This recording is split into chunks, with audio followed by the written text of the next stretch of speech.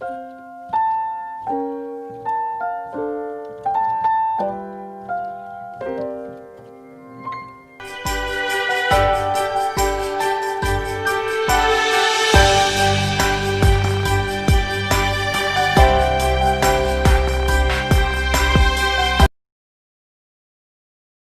yang diberkati Tuhan, bersyukur kepada Allah kembali bersama dengan saya Pastor Dr. Hanas TSD. Dalam program Rem Ministry kita akan mendengarkan kebenaran firman Tuhan yang hangat, yang segar, yang menolong, membantu kita untuk semakin bertumbuh, berakar dan berbuah di dalam Kristus Yesus Tuhan kita. Jakarta TV OneNews.com tanggal 19 April 2020 menyampaikan kabar baik, kabar gembira bagi pasien positif corona di Amerika Serikat. Sudah ditemukan obat antivirus corona namanya Remdesivir. Remdesivir ini adalah obat penangkal virus corona yang diproduksi oleh Gilead Sciences, mulai terbukti manjur setelah diuji coba kepada 6.000 pasien. Di Amerika Serikat semakin banyak pasien yang melakukan pendaftaran untuk melakukan uji coba mengkonsumsi obat ini. Setelah berhasil memulihkan setidaknya 125 pasien positif COVID-19 di Amerika Serikat.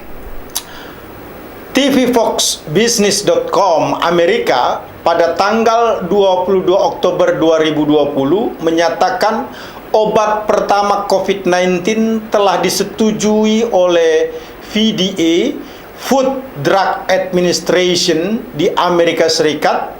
Obat dengan nama Remdesivir dibuat oleh Gilead dan dipakai untuk mengobati Presiden Donald Trump saat terjangkit coronavirus. Remdesivir untuk mengobati mereka yang sakit COVID-19, baik yang sedang maupun berat untuk usia 12 tahun ke atas. Remdesivir ini diberikan oleh rumah sakit dan para dokter. Hasilnya lebih cepat daripada dugaan semula. Ini obat pertama COVID-19 yang disetujui di Amerika Serikat, bahkan mungkin di dunia. Tampaknya musim atau season pandemik COVID-19 ini akan segera berakhir karena telah ditemukan obatnya. Kita juga sebagai orang percaya semestinya bisa memahami atau memperhatikan musim atau season dari setiap waktu yang Tuhan berikan di dalam kehidupan kita. Nah, Markus 13 ayat 33 menyatakan, hati-hatilah dan berjaga-jagalah sebab kamu tidak tahu bila mana waktunya tiba. Teks Markus 13 ayat 33 ini jika dilihat dari konteks seksi atau konteks dekat, ini terkait dengan eskatologi.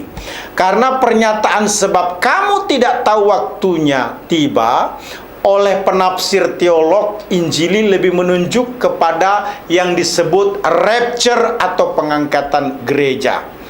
Istilah Yunani oidate merupakan kata kerja indikatif, menunjuk satu peristiwa, satu keadaan yang sungguh-sungguh pasti terjadi. Oidate ini bisa diterjemahkan you know. Jadi jelaslah bahwa tidak tahu bila manakah waktunya tiba menunjuk pada suatu keadaan yang pasti, walaupun dari segi waktu tidak diketahui. Setiap orang percaya wajib memahami setiap musim atau season dalam hidupnya. Tema renungan firman Allah saat ini adalah memahami musim atau season hidup orang percaya. Pertama, season past tense yang disyukuri. Ini ingin menjelaskan bagaimana orang percaya menerima kepastian hidup yang kekal yang dikerjakan Kristus sejak di masa lalu. Artinya ada peristiwa di masa lalu yang harus disyukuri oleh setiap orang percaya, karena Kristus mengerjakan itu bagi kita sebagai anak-anaknya di masa lalu. Musim waktu lalu adalah kepastian hidup kekal diperoleh melalui menerima Yesus secara pribadi, sebagaimana yang dijelaskan dalam Roma 10 ayat 9 sampai dengan 10.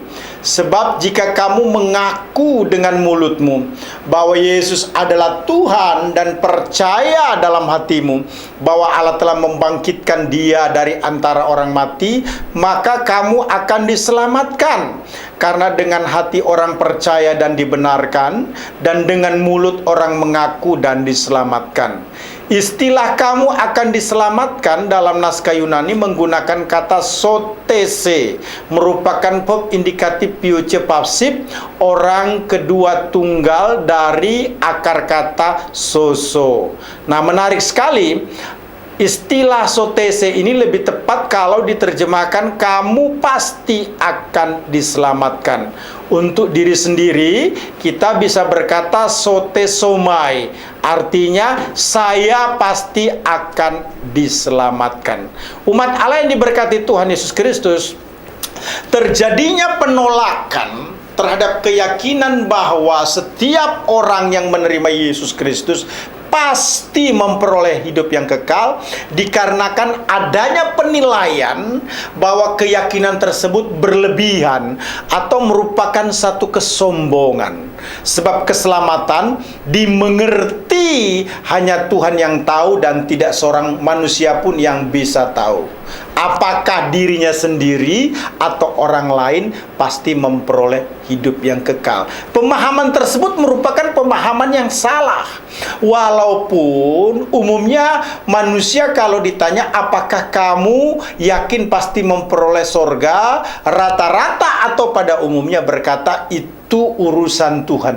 Tidak ada yang tahu, hanya Tuhan yang tahu. Tapi menarik, kita sebagai orang percaya harus memahami ada season past tense yang harus disyukuri, bahwa di masa lalu Yesus Kristus itu sudah bekerja untuk menyelamatkan kita sebagai orang percaya melalui kematiannya di atas kayu salib.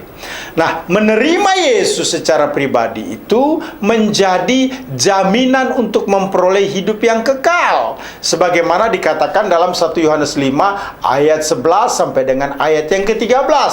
Dan inilah kesaksian itu, Allah telah mengaruniakan hidup yang kekal kepada kita, dan hidup itu ada di dalam Anaknya. Barang siapa memiliki anak, ia memiliki hidup. Barang siapa tidak memiliki anak, ia tidak memiliki hidup. Semuanya itu kutuliskan kepada kamu, supaya kamu yang percaya kepada nama Anak Allah tahu bahwa kamu memiliki hidup yang kekal. Umat Allah yang diberkati Tuhan, kepastian hidup kekal telah dikerjakan oleh Yesus Kristus di masa lalu melalui kematian dan kebangkitannya dari antara orang mati, sehingga setiap orang yang percaya memiliki hidup yang kekal. 1 Yohanes 5 ayat 13. Nah, Yohanes menulis dengan penekanan yang begitu kuat, ingin meyakinkan pembaca, juga kita pada hari ini sebagai pendengar firman Allah, bahwa siapa yang memiliki Yesus, Anak Allah, ia memiliki hidup. Semuanya itu kutuliskan kepada kamu. Artinya Tuhan dalam ilham Roh Kudus ingin menyatakan langsung kepada kita melalui Yohanes bahwa kita memiliki hidup yang kekal. Nah, orang yang memiliki hidup yang kekal itu automatically pasti tidak akan binasa, sebagaimana dijamin di dalam Yohanes 10 ayat 28.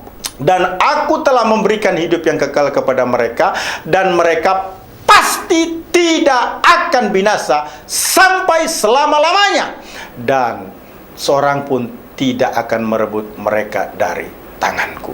Season past tense yang harus disyukuri, bahwa di masa lalu Yesus Kristus sudah mati untuk menebus dosa kita, memastikan kita untuk memperoleh hidup yang kekal dan tidak binasa. Yang kedua adalah season present tense yang dijaga. Ini menjelaskan orang percaya menjalani hidup yang sekarang atau secara terus-menerus dengan cara hidup berkenan di hadapan Allah. Musim waktu kini atau sekarang adalah hidup yang berkenan. Hidup yang berkenan adalah hidup yang dipenuhi oleh Roh Allah, hidup yang dikuasai, hidup yang dikendalikan, hidup yang dikontrol oleh Roh Kudus. Efesus 5 ayat 17-18 mengingatkan kita. Sebab itu janganlah kamu bodoh, tetapi usahakanlah supaya kamu mengerti kehendak Tuhan. Dan janganlah kamu mabuk oleh anggur, karena anggur menimbulkan hawa nafsu, tetapi hendaklah kamu penuh dengan roh. Menarik sekali. Istilah penuh ini merupakan terjemahan dari istilah Yunani pleroeste, merupakan imperatif present pasif orang kedua jamak dari akar kata pleroo, sehingga diterjemahkan hendaklah kamu sekalian terus-menerus dipenuhi roh. Artinya dipenuhi atau dikendalikan oleh Roh Kudus merupakan satu perintah yang harus dilakukan. Caranya orang percaya harus menyerah atau taat tunduk mutlak pada kehendak Allah, atau berkomitmen mengikuti kemauan keinginan Tuhan saja. Gerakan karismatik yang ngeroh diklaim oleh orang-orang tertentu sebagai bukti atau tanda dipenuhi Roh Kudus. Namun harus dipahami bahwa Roh Kudus itu tidak hanya dihubungkan dengan manifestasi keluar, satu tindakan yang dikerjakan oleh Roh Kudus secara demonstratif, atau yang kita sebut dengan mujizat yang dikerjakan oleh Roh Allah. Di sisi yang lain, yang tidak kalah penting juga yang harus diperhatikan oleh orang percaya adalah menyerahkan diri untuk hidup berkenan kepada Tuhan, atau satu bentuk kehidupan yang taat. Ini bicara tentang manifestasi ke dalam. Yang saya mau sampaikan dalam kesempatan ini bahwa harus dipahami Roh Kudus itu tidak hanya dilihat karyanya bagi orang percaya dari segi manifestasi keluar, yakni karyanya yang hebat, yang demonstrasif, penuh dengan mujizat, kesembuhan dan sebagainya, tetapi juga manifestasi ke dalam. Artinya orang percaya harus menunjukkan kehidupan yang obey, yang taat kepada Tuhan. Season atau musim sekarang, atau yang kita lakukan, yang kita hadapi secara terus-menerus, harus dijaga dalam kehidupan kita sebagai orang percaya dengan menjalani hidup yang berkenan, yang ditunjukkan melalui keteladanan. 1 Timotius 4 ayat 12 menjadi foundation yang harus kita perhatikan dengan baik. Firman Allah berkata, jangan seorang pun menganggap engkau rendah karena engkau muda. Jadilah teladan bagi orang-orang percaya dalam perkataanmu, dalam tingkah lakumu, dalam kasihmu, dalam kesetiaanmu, dan dalam kesucianmu. Umat Allah ini berkati Tuhan, gereja itu seperti rumah sakit.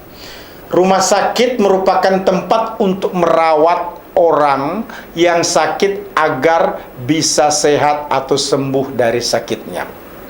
Gereja semestinya mampu menolong umat Allah untuk mengubah hidup menjadi baik dan berkenan kepada Allah, karena kerelaan orang itu dibentuk.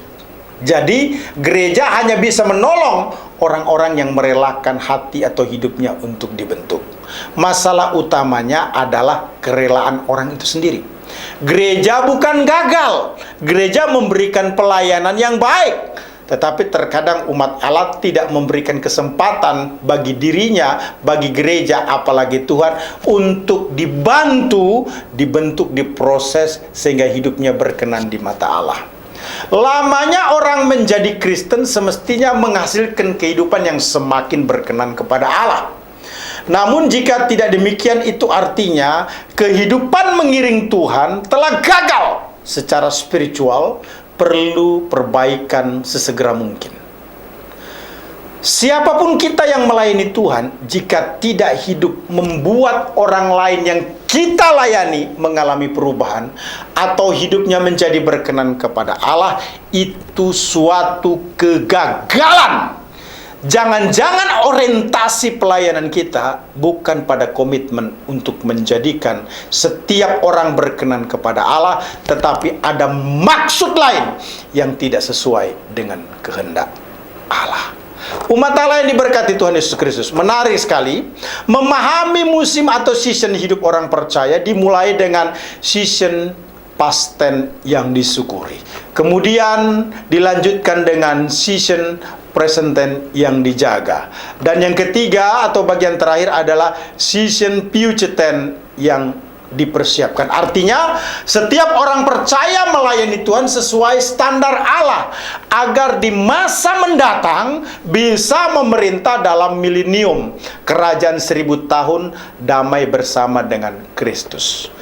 Musim waktu akan datang adalah memerintah dalam kerajaan milenium. Hal ini harus dipersiapkan, sebab jabatan yang akan diberikan itu sesuai dengan pelayanan kita di bumi. Dijelaskan di dalam Filipi 3 ayat 14, dan berlari-lari kepada tujuan untuk memperoleh hadiah, yaitu panggilan surgawi dari Allah dalam Kristus Yesus. Umat Allah yang diberkati Tuhan, mengapa seseorang dalam pelayanan harus sangat berhati-hati, harus sangat menjaga kemurnian hati, agar motivasinya melayani bukan untuk popularitas atau kekayaan atau sesuatu yang berorientasi pada kepentingan diri sendiri? Jawabnya, agar apa yang dilakukan dalam pelayanan itu tidak sia-sia, atau jangan sampai sudah melakukan banyak hal dalam pelayanan, ternyata dinilai Tuhan tidak berkenan atau didiskualifikasi. Jangan pernah mengerjakan pelayanan dengan cara-cara duniawi yang melanggar kebenaran firman Tuhan, merendahkan nilai-nilai moral atau etika.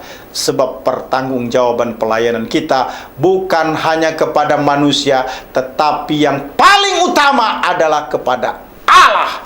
Kita tidak boleh hanya berusaha menyenangkan orang lain, tetapi tidak berkenan kepada Allah. Umat Allah yang diberkati Tuhan, melayani Tuhan bukanlah pilihan, tapi panggilan. Saya ulangi, melayani Tuhan bukanlah pilihan, tetapi panggilan. Itu sebabnya setiap orang percaya harus rela melayani Tuhan dimanapun, kapanpun, dan dalam situasi bagaimanapun, termasuk melayani di pedalaman dengan tingkat kesulitan yang lebih banyak. Tetap bertahan, tetap setia dalam pelayanan hingga akhir hayat. Pelayanan yang dilakukan untuk mendapatkan upah di masa akan datang, yakni memerintah bersama dengan Kristus dalam kerajaan 1000 tahun damai, harus memenuhi kualifikasi ilahi. Kita harus melayani dengan semangat atau fokus dengan memenuhi standar 3M: motivasi, metode, dan mutu. Saya ingin menjelaskan hal ini satu persatu agar kita memahami dengan baik. Motivasi pelayanan kita adalah karena tanggung jawab yang digerakkan oleh kasih. Roma 14 ayat 12 berkata, demikianlah setiap orang di antara kita akan memberi pertanggungjawaban tentang dirinya sendiri kepada Allah. Artinya, motivasi pelayanan itu akan dipertanggungjawabkan kepada Allah, dan tidak bisa tidak motivasi kita adalah baik, adalah benar, yaitu karena kasih. Kemudian metode pelayanan kita adalah penguasaan diri agar mencapai sasaran.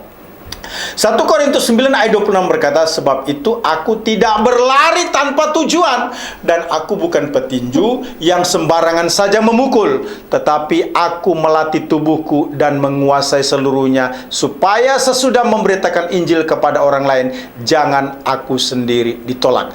Artinya, metode pelayanan kita tidak bisa sembarangan. Kita harus melayani, menguasai diri seperti yang Tuhan tetapkan, supaya pelayanan dengan metode yang kita gunakan mencapai sasaran seperti yang Allah kehendaki. Mutu pelayanan adalah berkualitas agar diperhitungkan Allah.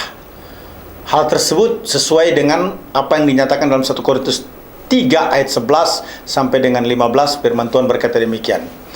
Karena tidak ada seorang pun yang dapat meletakkan dasar lain daripada dasar yang telah diletakkan, yaitu Yesus Kristus. Entahkah orang membangun di atas dasar ini dengan emas, perak, batu, permata, kayu, rumput kering, atau jerami. Sekali kelak pekerjaan masing-masing orang akan nampak, karena hari Tuhan akan menyatakannya. Sebab ia akan nampak dengan api, dan bagaimana pekerjaan masing-masing orang akan diuji oleh api itu. Jika pekerjaan yang dibangun seseorang tahan uji, ia akan mendapat upah. Jika pekerjaan terbakar, ia akan menderita kerugian, tetapi ia sendiri akan diselamatkan, tetapi seperti dari dalam api. Artinya mutu pelayanan kita harus berkualitas, diumpamakan seperti benda yang terbakar atau dibakar oleh api. Nah, ketika api bersentuhan dengan benda tersebut, maka benda tersebut semestinya tidak hilang, tidak hancur, melainkan tetap kelihatan benda apa itu sesungguhnya. Artinya benda yang berkualitas seperti emas yang dibakar, semakin kelihatan emasnya. Artinya satu bentuk pelayanan yang kita kerjakan haruslah pelayanan yang berkualitas, sebab inilah yang Tuhan perhitungkan buat kita sebagai anak-anaknya, umat Allah yang diberkati Tuhan. Memahami musim atau season hidup orang percaya ditunjukkan dengan 3 hal. Yang pertama, season past tense yang disyukuri, artinya menerima kepastian hidup kekal yang dikerjakan Kristus di masa lalu. Kedua, season present tense yang dijaga, artinya menjalani hidup yang sekarang dan terus-menerus dengan cara hidup berkenan di hadapannya. Yang ketiga, season future tense yang dipersiapkan, artinya melayani Tuhan sesuai standar Allah agar di masa mendatang bisa memerintah dalam kerajaan 1000 tahun damai bersama dengan Yesus Kristus Sang Maharaja. Saya percaya dimanapun Anda diberkati Tuhan, Tuhan Yesus bersama dan tidak pernah meninggalkan kita. Immanuel. Amin.